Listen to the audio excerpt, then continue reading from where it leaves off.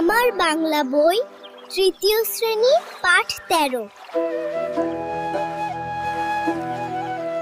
আমাদের গ্রাম, কবি বন্দে আলী মিয়া।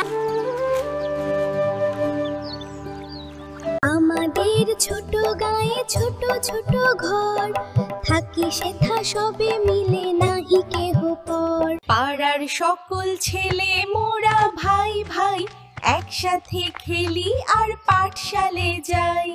হিংসা ও মারামারি কভু নাহি করি, পিতা মাতা গুরুজনে সদা মোরা ডরি। আমাদের ছোট গ্রাম মায়ের সমান, আলো দিয়ে বায়ু দিয়ে বাঁচাইছে প্রাণ।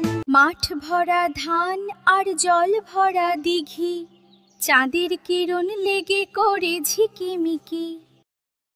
আম গাছ জাম গাছ বাঁশঝাড় যেন, মিলে মিশে আছে ওরা আত্মীয় হেন।